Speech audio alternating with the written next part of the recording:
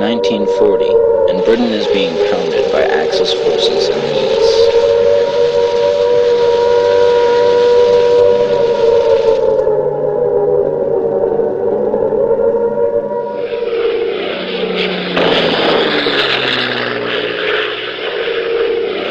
The Far East forces of Japan have laid siege to Asia and the Pacific Islands.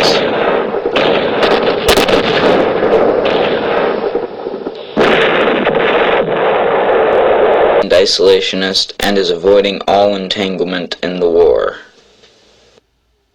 Why are we determined to devote our entire industrial effort to the prosecution of a war which has not yet actually touched our shores? We're not a warlike people. We've never sought glory as a nation of warriors. We're not interested in aggression. America entering the war seems like the only hope for the Allied forces. This is the reason many people believe that Franklin D. Roosevelt betrayed America. And isolationist and is avoiding all entanglement in the war. Why are we determined to devote our entire industrial effort to the prosecution of a war which has not yet actually touched our shores? We're not a warlike people. We've never sought glory as a nation of warriors. We're not interested in aggression. America entering the war seems like the only hope for the Allied forces. This is the reason many people believe that Franklin D. Roosevelt betrayed America. In 1940, Franklin D. Roosevelt was convinced that if the Americans did not join the fight soon, the British Allies would be crushed by the Axis. Fundamental rights, including the rights of labor, are threatened by Hitler's violent attempt to rule the world. These rights were established by our forefathers on the field of battle. They have been defended at great cost, but with great success on the field of battle, here on our own soil and in foreign lands, and on all the seas all over the world.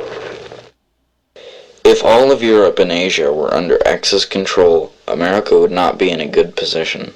He knew that Americans did not want to fight in a foreign war, and if he forced them to do so, he would not be able to see the war out as the President of the United States.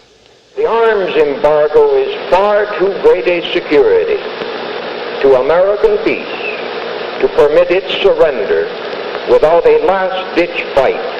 You people who oppose war and dictatorship, do not be dismayed, because the warmongers and the interventionists control most of the avenues of propaganda.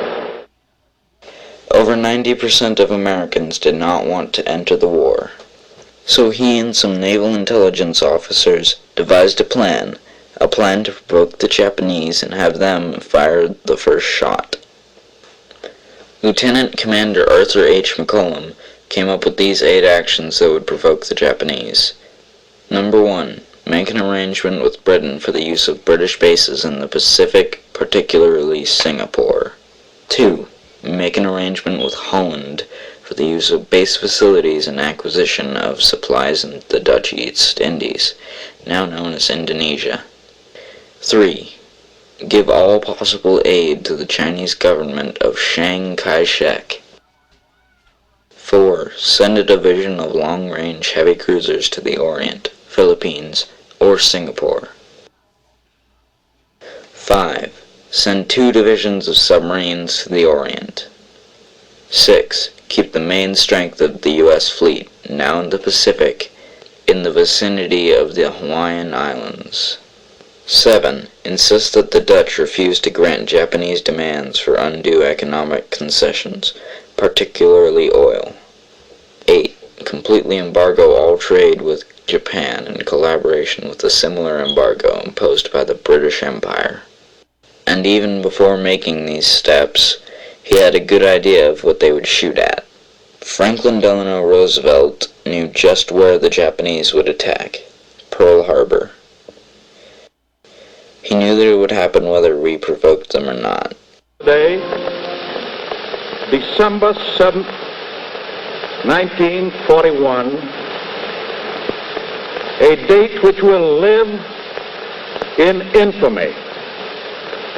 The United States of America was suddenly and deliberately attacked by naval and air forces of the Empire of Japan.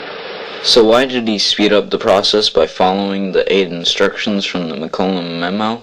Well, the sooner the Americans entered the war, the better the chances would be for the Allies to win.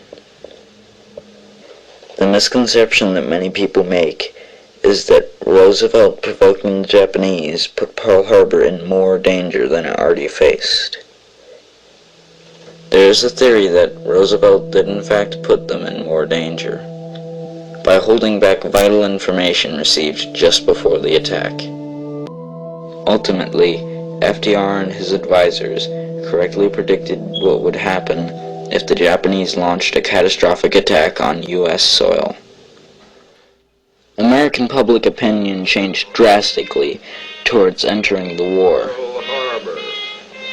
and December 7th quickly became a call to arms. A year has passed, and we do honor to our beloved dead who fell before the sneak Jap. We remember. Each of us gathered here today, safely sheltered. We remember. We remember the graves far away. Nurses, soldiers, children of Pearl Harbor, stabbed in the back. But remembering is not enough. Hating is not enough. Sacrifices. Yes, no matter what.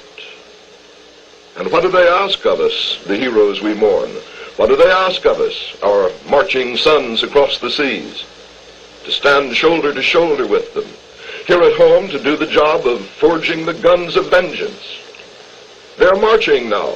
The rhythm of our marching boys thrills the world. Avenge December the 7th. On to victory. Everyone in this theater can know the personal pride and joy of taking part too. Sure, you've bought bonds and stamps.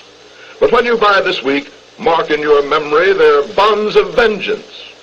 When you leave this theater, stop and remember that cruel morning just a year ago.